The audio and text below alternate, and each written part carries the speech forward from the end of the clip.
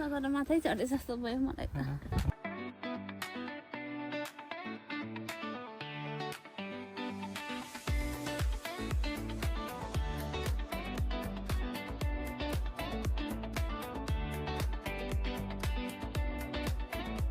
Hello साथीहरू, अब हामी चाहिँ सान चढ्न जान लागेको। यहाँ चाहिँ 10 बजिसक्यो, बिहानै जानुपर्ने, अल्छी लागेर। आजको मौसम पनि फेरि राम्रो छैन, बादल लागेको छ। क्लियर घाम लागेको भए पो राम्रो भ्यू देखिन्छ, जाँगर लाग्छ। अल्छी लागेको छ, अल्छीलाई अब जान लाग्छौँ सौलमा। अहिले चाहिँ हामी सौल स्टेसनमा छौँ, हेरौँ कस्तो हुन्छ। हामी सौल स्टेसनबाट चाहिँ अब सुरु गऱ्यौँ। हामीले चाहिँ अब उकालोमा खाने स्याउ लिएर हिँड्छौँ। अब माथितिर छैन के बोक्ने जुसहरू। हाम्रो हिँडाइ स्टार्ट भएको छ है। ओ माथिको पहाडको टुप्पोमा, हिमालको टुप्पोमा जाने हो। 12 बज्न लागिसक्यो। यो मान्छेहरू सबै त्यहीँ जान्छ त होला नि। कति बेला पुगिन्छ हो माथि। उहाँले बोक्नु भएको छ पानीदेखि, फलफुलदेखि, चाउचाउदेखि सबै भरिया। मेरो गाई ढोगेरै बाटो बिराएर एकछिन रल र मल्ल पर्यो। अरू चाहिँ गएर नि फर्किने मान्छेहरू। हामी चाहिँ 12 बजिसक्यो, बल्ल उकालो लाग्न राखौँ। कहिले पुग्ने होला। माथि डाँडामा यहाँबाट त देखिन्न माथि। 1 घन्टा हिँडेर नि अझैसम्म हामी यहीँ तल भुइँमा छौँ। त्यहाँ माथि कहिले पुग्नु। अब उकालो सुरु हुन्छ होला माथि डाँडामा पुग्नलाई। उहाँहरू पुगेर नि फर्किनु भएको छ। कति घन्टामा पुगिन्छ होला।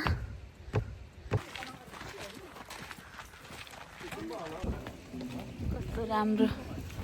कुकुरहरू चाहिँ आरामले ढुङ्गामा घाम चापिरहेको रहेछ। फेरि पहाड चढ्न जाने बाटो पनि यस्तो राम्रो।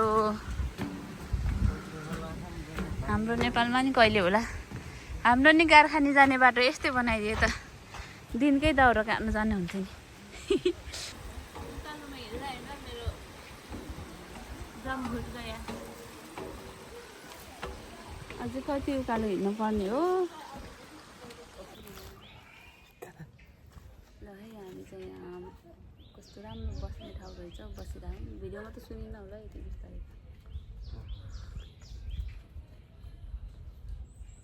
आज हाम्रो विशेष टुर सबले छोडेर गयो। सबसे सीता आएको सबसे हेर बाटोमा यस्तो बिरालोहरू नि बसेको हुँदो रहेछ। बोकायो होला कि के गर्यो होला।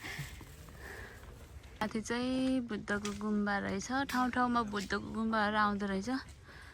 हामी जाने चाहिँ उता हो। सबै मान्छेले मलाई छोडेर गयो। पछि आएको मान्छेहरूले नि। म हिँड्नु नसकेको अवस्था। यसरी मान्छेहरू बसिरहन्। उताबाट यस्तो बाजेहरू नि हिँडिरहेछन्। गाइड त यता गएर बस्नुपर्छ त। गाइड बाटो देखाउनु हो, गाइड कता हो त गरेर राखेको भ्यूहरू हेर्दै। यति बेला त हामी नि फर्किनु पाए पो हुन्छ। यही बाटो होइन त्यो अब म के गरौँ त नि। यस्तो बाटो हिँड्नु पर्यो त लुर उकालो जाने होला अन्त ओह्रालो। यस्तो रहेछ बाटोहरू चाहिँ। जे होस् हाइकिङको लागि एकदम ठिक छ है यस्तो बाटो।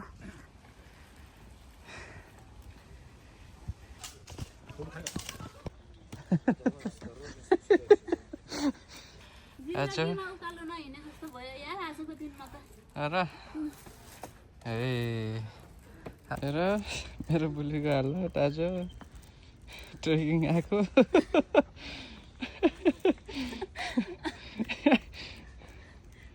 यो कस्तो हिँडाइ हो बे। घोडा घोडा हिँडाइ घोडा। भयो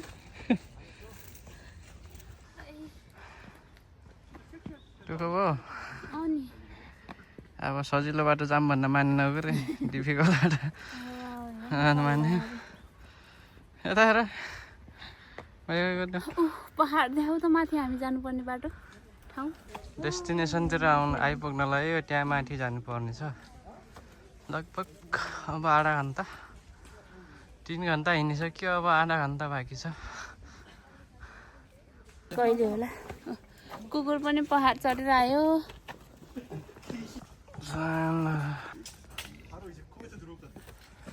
आज त्यहाँ पुग्नलाई अब केही समयमा पुगिन्छ है त कस्तो लाग्दैछ बिचोकमा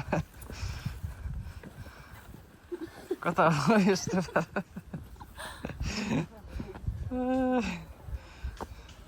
सगरो माथै चढे जस्तो भयो मलाई त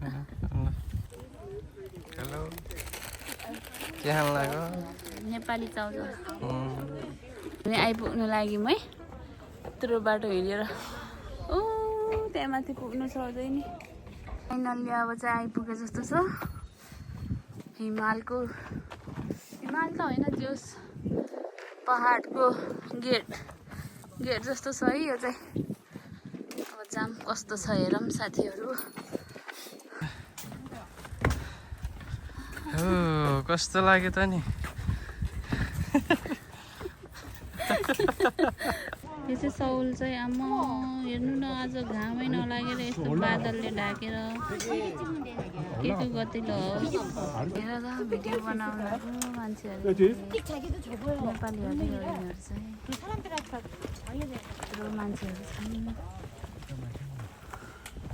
ओ त्यहाँ माथि झन्डा फरफराइरहेको छ त्यहाँ पुग्ने हो अझै कति टाइम लाग्छ हामीलाई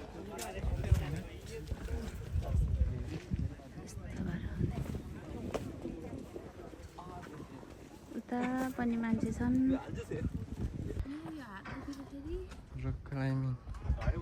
रक क्लाइम्बिङ गर्दैछन् कति टाढा हो के यो सामान्य ठाउँ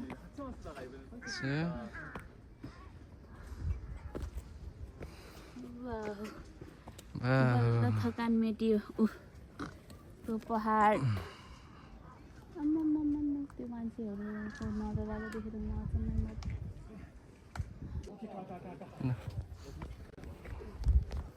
यस्तो टेक्निक खोप्पा गर्दो रहेछ कि यहाँ चाहिँ सजिलो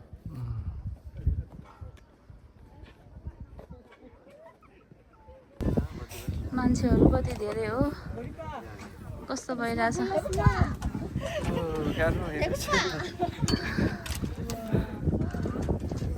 सौछी तल छ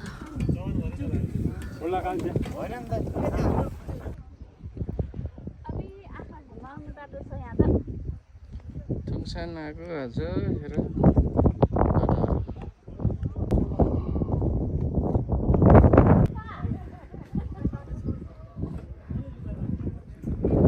यो क्लियर भएन कि मौसम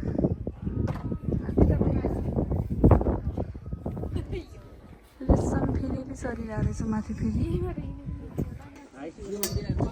हाइकिङको लागि बेस्ट छ है यो ठाउँ चाहिँ सबैजना साथीहरू आउनु होला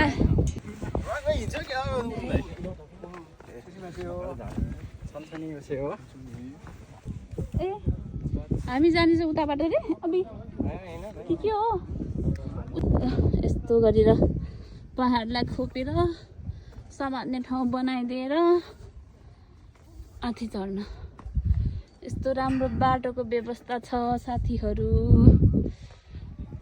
यहाँ त यस्तो व्यवस्था छ त्यहाँ कस्तो व्यवस्था छ होला मान्छेहरू डोरी बाटो मात्रै हिँडिरहेछन् कि कुन्नी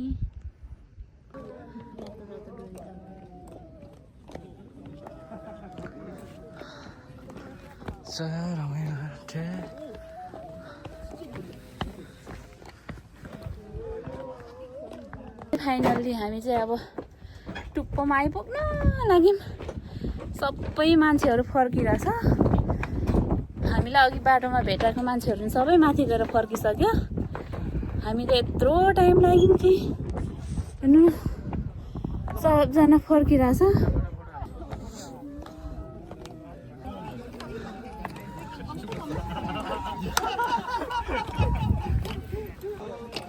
आज हाम्रो गोर्खेहरूले भिडियो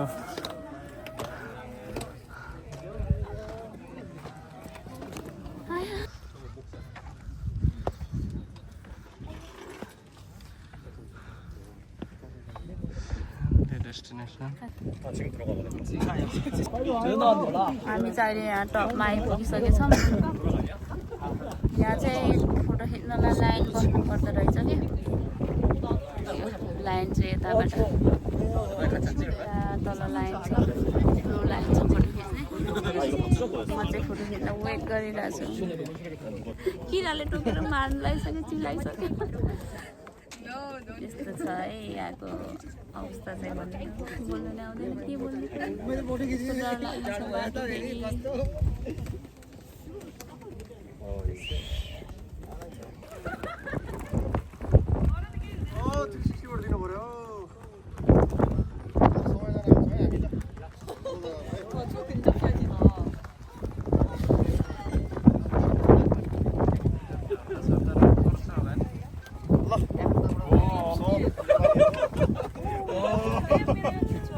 ल अब हामी चाहिँ फर्केको 3 घन्टा उकालो चढेर 5 मिनटको लागि अब चाहिँ फर्किने मान्छेहरूको लाइन छ।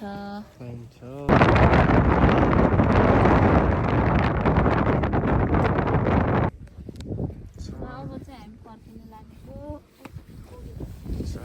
बाटो चाहिँ यस्तो खतरा छ ल साथीहरू, तपाईँहरू पनि आउनु सक्नुहुन्छ। राम्रो भ्यू हेर्न पाइन्छ।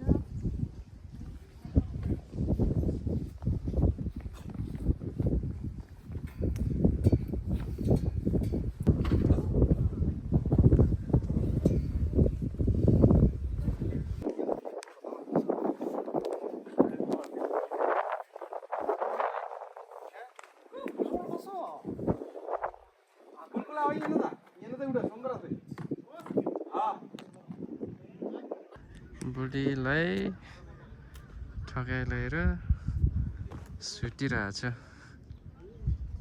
यही त निन्द्रा लाग्यो मलाई त थाकेर। म चाहिँ यताबाट माथि पुगेर आएँ, बुढी चाहिँ यहीँको यही छ। ल भयो बुढा फोटो खिचौँ ल। कति घन्टा लाग्यो? 3.5 घन्टा लाग्यो। अब फर्किँदा कति घन्टा लाग्ने रहेछ? आरामसे हिँड्यो भने 3.5 घन्टा।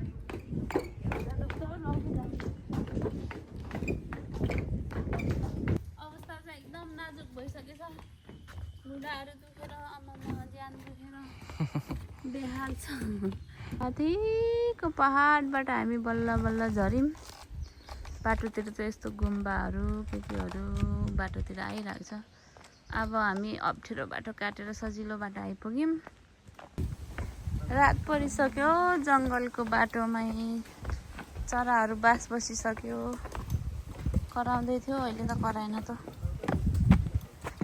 धुलोले जुत्ता पनि कस्तो भइसक्यो। अझै मान्छेको बस्ती भेटिएको छैन। कति बेला हो मान्छेको बस्ती भेटिने? लास्टै घुँडा दुखेछ, खुट्टा दुखेछ। तिमीलाई के भएको छ? मेरो घुँडा दुख्यो।